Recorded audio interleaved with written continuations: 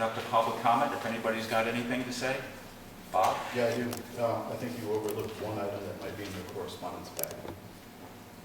It was a letter that I had dropped off this evening. The 91A request? No. Dear Selectman. I didn't see that in there. You have an extra copy, Bob. Yeah. It was concerning obligations, like gentlemen talking about their tax obligations. So it's obligations as far as public posting for the meeting and so forth. The Dear Selectman, some errors regarding your, that one? Yes. Yeah, we have a letter from Bob, and it says, I'll read the whole thing. Dear Selectmen, some errors regarding your failure to comply with the New Hampshire statutes governing the publication and posting of notice for the upcoming town meeting have come to my attention by a concerned citizen. It appears that you, the town of Grafton Selectmen, have failed to comply with the requirements outlined in the New Hampshire statutes concerning noticing the public meetings, etc. Not once, but in several instances. I have reviewed the investigation and documentation of this assertion, as well as the statutes, and in my opinion, at least some of the accusations are valid. Legally speaking, it could be said that you have broken the law.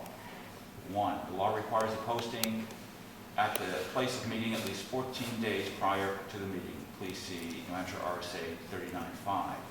If the deliberative session is scheduled to be held on February 7th, 2015 at the Millbrook Church, notice of posting of that occurrence, including the warrant itself, should have been posted there, the place of the meeting. Yet, as of January 27th, a posting of notice had not been displayed there per the statutory requirement. 2, the notices that have been posted just outside the Selectman Secretary's office, the local post office, and the wall outside the town clerks are all marked and posted 1/26/15. That date is also not in compliance with the statutory requirement. Further, a return of service by the person posting the notices is supposed to be available at the town clerk's office. Please provide proof that this was done in accordance with RSA 39.7. As of 1/30/15, the town clerk informed me that this has not occurred. As well as statute provides for a fine levied against the selectman for failure to comply with the aforementioned statutes. I am under the assumption that none of the selectmen have fined themselves. Please see RSA 39.13. In 2014, warrant article number 26 passed, indicating at the time of notice of the town meeting, an alternate date would also be announced. This appears to have been overlooked too. On the second page of this letter, I mentioned some possible solutions to the problems outlined above.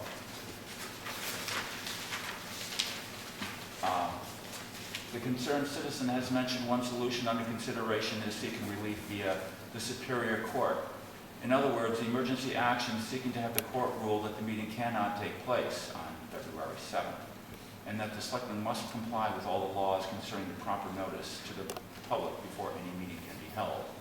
This is according to David Scanlon, a representative of the Secretary of State's office. One alternative concerned citizens in the past, under similar circumstances, other towns have pursued. In the alternative, the concerned citizen has mentioned that public acknowledgement and verbal apology by each of the selectmen of their errors during the deliberative meeting of 2015, as well as a prominent posting of the errors and apology letter to the people of the town, be constructed and posted. This written apology letter signed by all 3 selectmen would then be posted to prior to February 7th at the Millbrook Church, and the same locations as the ones the warrant was posted on late on 1/26/15. The same apology letter would then remain posted for at least 3 days in all those locations after the deliberative meeting. The concerned citizen would also like the selectmen from their personal funds to remit a self-imposed fine of $25 each to the general fund of the town of Grafton as a reminder to the present and future selectmen that they are not personally exempt from responsibility for their errors or above the law. If this alternative is acceptable to selectmen as a solution, I am confident that the concerned citizen will be satisfied and no further action or investigation on this matter will be pursued by the concerned citizen or the organization I am a member of.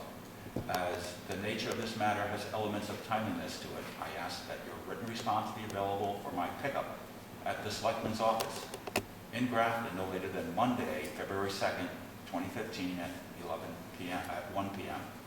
I also inform you that this organization, the Lower Grafton County Prosecutorial Association, Inc., is not a police or a state of New Hampshire affiliated prosecutorial organization that prosecutes on behalf of the incorporated states or any of its subdivisions.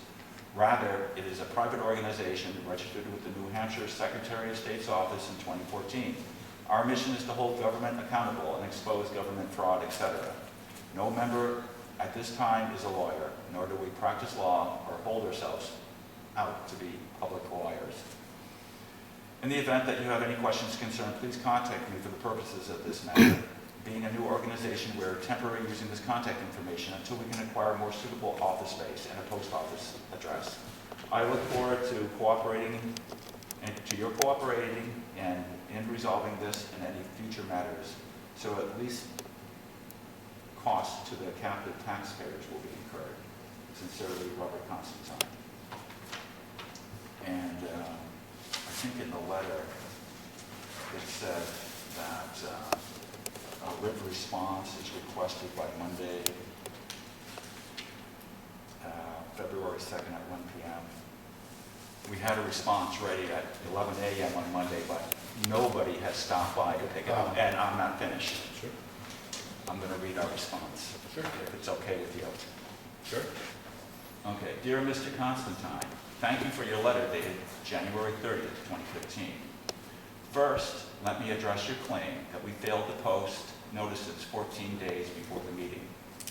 While it is accurate that our postings were made on January 26th, and that it is not 14 days before the February 7th deliberative session, it is not accurate that RSA 39.5 is the statute setting forth the applicable posting deadline. The deadline in RSA 39.5 applies to traditional town meeting towns. However, Grafton has adopted the SB2 form of voting. That statute does not apply. RSA 4013 2AD requires SP2 towns to complete the posting by the last Monday in January, which was when we posted.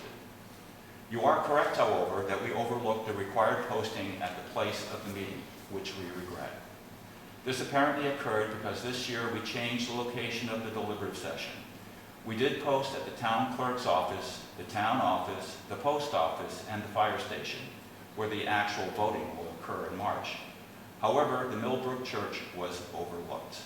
We thank you for bringing this to our attention. Upon receipt of your letter on the 30th, we immediately did post at Millbrook and consulted legal counsel.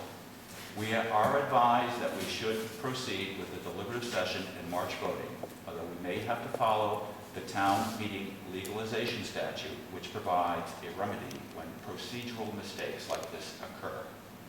You also mentioned that the return of warrant must be filed with the town clerk in accordance with RSA 39.7. The deadline for filing that return is not until the date of the meeting, and that filing has now been completed. Sincerely, Steve.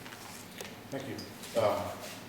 That's kind of another point, sort of peripheral to this, but I do apologize for not stopping by. I couldn't get there yesterday because the road that is a private road that I live on, which is 80% tax. It's kind of ironic. I was agreeing with you, Sean, earlier when we were talking about if people have no wooden floors, they shouldn't be taxed for that. I was unable to get there yesterday because I could not plow my road that I'm being 80% taxed on. But I do appreciate the response, and I guess if I could get a copy of that at some point. Sure. I appreciate that. Yeah. Thank you. You're welcome. Any other comments? So I think we're all set then. Motion to adjourn. Second. And I'm in agreement. We're adjourned.